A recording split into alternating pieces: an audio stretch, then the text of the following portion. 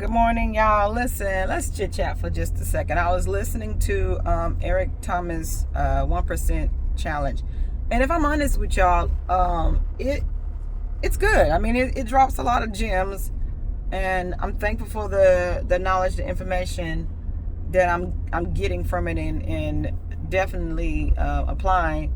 But I'll be honest with you, not I guess it doesn't really like motivate me or push me the same way it did like the very first time I took one of his challenges, although it's still good even with all the speakers and stuff.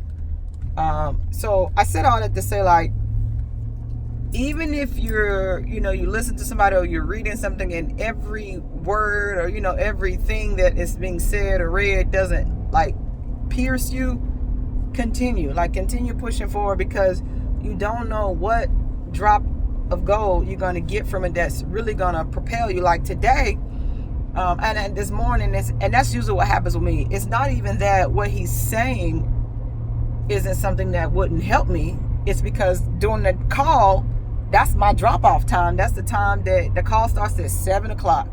Me and the girls, Eastern time. I'm in Florida, and the girls and I. That's when I'm dropping. That's when we leave the house, 7 o'clock in the morning, to drop the first daughter off at her school, and then after that, I gotta go in. I gotta sign her in and all that. Do the hug, the goodbye, the hugs, the kiss.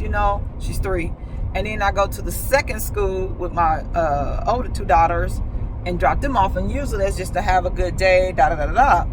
So the call lasts about 30 minutes by the time, and that's how long drop off takes. So sometimes I don't get much out of it at all, because I can't really sit down and focus and digest it like that. And then of course I start my day. Sometimes I'm late to the school. Sometimes I'll be there at 7:50, 8 o'clock ish, but it's not too bad. So it's just be a lot going on, and the day comes and goes. But today ET had a married couple on there. Their name escapes me, forgive me, but I know he this guy, he's been on some stuff with ET before. ET has been on some stuff with him before. I've heard him before. His name is on the tip of my tongue, but I can't think of it. But anyways, him and his wife were talking, and something that stuck, something that pierced, was like, who you are now, today, what you're doing today, that's what's going to propel you and get you to where you're trying to be 10 years from now. It is not what you did 10 years ago that's going to get you where you need to be 10 years from now. Like, you've got to think about tomorrow, today, so to speak. Like, you got to think about the next 10 years right now, what you're doing that's going to propel you to where you're trying to get. And I was like, dang. I know they say plan for the future, but do we really understand that what you do right now in this moment, that is what's going to set you up for the next 5-10 years, not what you did 5-10 years ago. So like he gave this example of, people who are always living in the past, oh man, you remember that touchdown you did back in 1993? And you're like, no, I don't remember that touchdown in 1993. What I'm doing right now in 2025 is going to get me to where I need to be in 2033. So it's just like, no, I can't live off the past to get me to where I need to be in the future. I gotta be in the now. Like, what are you doing right now? Like, have you even thought about the next 10 years? And so today when I was driving the girls to school, it was like I blocked out all the noise. I'm like, dang, in 10 years, my 9-year-old will be 19, going on 20, because she got a birthday next month. My 7-year-old will be 17, going on 18, because she has a birthday next month. And my 3-year-old, oh Lord, will be a teenager at 13, turning 14 in a couple of months, because she got a birthday in January. So just to make the numbers a little even, I'm like, what? That's 20, 18, and 14? And then add 10 years to my current age, I'm 52. Hey, daddy is 60? Like, whoa. I don't think I really thought about that. And at 52 for me, and 20 for them, 18 and 13, what do I want our life to look like? Like, I know I can't control it all, but financially, You know, definitely like economically, what do you want it to look like? Spiritually too. Then that's some stuff with the physical you can't really control. You just have to do your best. I was watching, man, I don't know why I was up at 3. I do know why I was up at 3. I do. I had to use the bathroom. Not going back to sleep. My husband and all this stuff was getting ready for work and stuff. But I was up at 3 and got a hold of this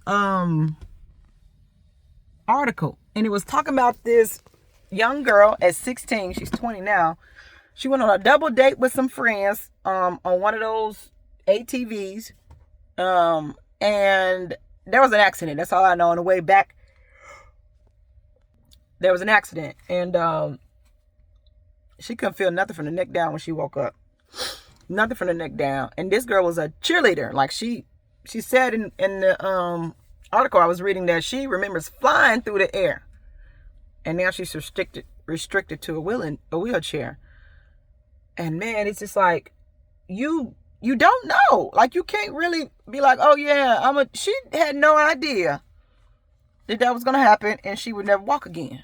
But she has turned this thing around tremendously, because she was sharing that she told her parents she didn't want to live and this and that and the other, and now she uses her story to just to do God's work, man. It's amazing. It's amazing.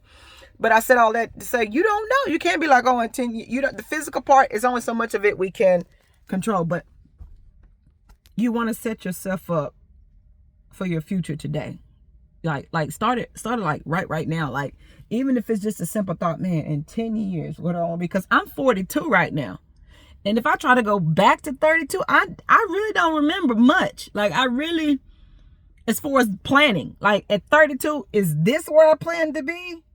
Nah, I didn't do any planning for real. Like, and don't get me wrong, I'm not saying that I have this horrible life. Like, God knows I'm appreciative of what I have and where I am.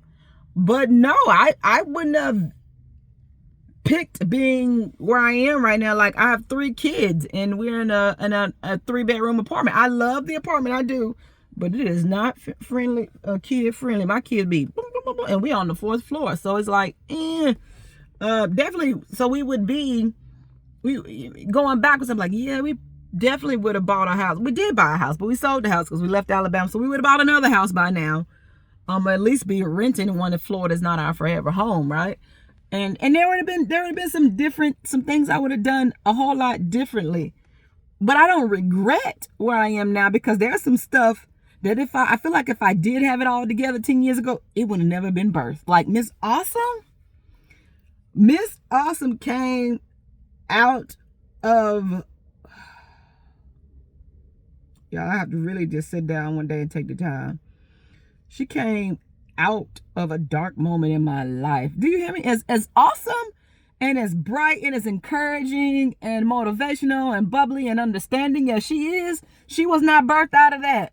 I had just recently quit a teaching job that was literally put in my lap by God.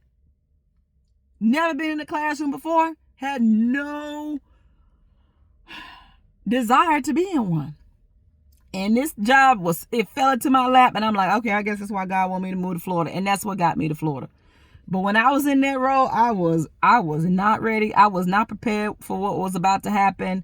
I did not go to school, remember, for early elementary or anything childhood development. My degree is in communication, right? Like, I did not, and I had a minor in business management. So it was just like, yeah, I dealt with kids for a long time. My second job was at a daycare. And I worked there for years, but it was just like Miss Awesome. She was birthed after I went through all of that, like leaving the job, trying to figure it out, the depression, getting back on antidepressants that I had just felt like I successfully winged myself off of with the help of my doctor, of course, before moving to Florida. And then it was just like, once stuff started to kind of stabilize, because I quit the job mid-September, and by October-ish, I started subbing at a school in the city that I'm living in now. I didn't live in this city, and I absolutely loved it. And I'm like, wait a minute. I mean, I absolutely loved it. Still gave me the opportunity to be in the classroom, to have somewhat of an influence and an effect on kids, and I was learning. And so I then just wanted to figure out how to be an exceptional sub. I really just, that's what I wanted to be. So I went on YouTube. That's your Wikipedia for for research nowadays, right? Watched videos, read stuff, and came across this guy named Mr. Awesome. And I love what he said in the video. I don't even know if I still have that video saved in my videos. But he talked about how challenging his last name was and how people would always mess it up. And I could resonate with him. Like, man, yes, mine's is the same. Mine's ain't even that hard, but people still chop it up. Chop, chop, chop, chop, chop. And I'm like, I need to think of a name. He's right.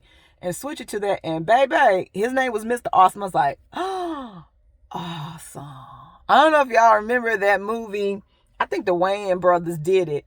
Or somebody, and they were like, people love the word awesome. Somebody did it, and I was like, that's what I'm going to be, Miss Awesome.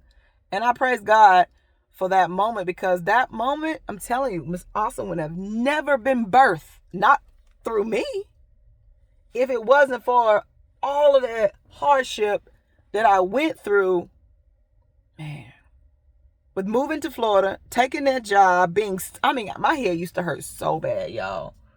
Even before the students came to training, I moved to Florida on a Monday. And by that Tuesday, I was in a training. I'm like, what? I was not in it was so crazy, because what they hired me as was a permanent sub for the school because of some stuff with testing that I hadn't done yet. I hadn't completed all of it yet. But when I got to the training on that Tuesday, they wanted me to come that Monday. I'm like, no, I just got here at 3 a.m. on a Monday. What you mean come to work at 8? I'm tired. Stuff still in the U-Haul. But I came that Tuesday, house still in a mess. Kids, I don't even know who was watching my kids. My husband was working. I mean, it must have been my mother-in-law. But my head was hurting so bad, because when I showed up, my name was all over the first grade. It was in the first grade pod with the other teachers. I'm like, this don't make no sense. I should be in the back with the subs. And I'm thinking, the only reason there's a training, it's going to be like a half a day training, telling you, no, baby, I had to be there for the rest of the week. And then open house was that Thursday, and school was starting that Friday. And I was like, what? So I came Tuesday thinking I was going to be permanent sub. Come to find out, I'm a first grade teacher. I'm like, how is this even? So day 2, I had to ask the principal because my head was hurting. I'm like, you want me to do it? Huh? Come again? How many? No training. No formal training, y'all. That should tell you something about Florida. But I was a good one. I just was not prepared for what was about to happen. And so, my head hurt so bad. So bad that Wednesday. That Thursday we had training. Then we had to turn back and come back to the class for open house. And then Friday was the first day of school, which made no sense. And y'all, it was an amazing experience. It was just overwhelming. My situation was a little different than a lot, because I wasn't in the school system for like 3 weeks. I had no access to nothing, but I had a room full of kids, and they just kept adding them. I started out, I think, with like 16, and then it went to 17 and 18 and then 19 and then 22. And I'm like, I can't do this. There's too many of them. And then I think the last straw was they switched one of my kids to another teacher, and then gave me one of her kids, and that kid was a thief, and I could not take it, because you couldn't say or do anything to him. She's just going around stealing people's stuff, stealing your stuff, and you just like, what? Reaching out to daddy ain't doing it. Was too much. It was like my breaking point. And I just remember sometimes waking up like, I do not want to go back in this classroom. I don't. It wasn't good for my mental health. I feel like the kids were not learning anything. I felt like I was really at the mercy of another teacher, who I had to wait for her to send me her lesson plan on my personal computer, which I didn't even have a computer at the time that was compatible with their system. So I had to try to check one out from the library. I didn't even know they did this to connect it. It was a mess, y'all. When I tell you it was a mess to the 3rd degree, it was a mess to the 3rd degree. And I was still required to do all the stuff that the teachers did, but I couldn't do it because I had no access to nothing. Heck, I don't even think I could get in a building. I ain't had no badge. It took forever for that. And it was just an unfortunate situation, but I am thankful that I went through it for years. I just couldn't I ain't gonna say for years, only been 2 years. For months, it weighed on me. It bothered me, you know. I don't know. But if I hadn't have gone through that, Miss Awesome wouldn't exist. And I love Miss Awesome. I truly do. Miss Awesome is an encouragement not only to other kids and parents and staff members and teachers. She's an encouragement to me, y'all. She really is. You know, people say you got to know what's your get up and go. What's your why?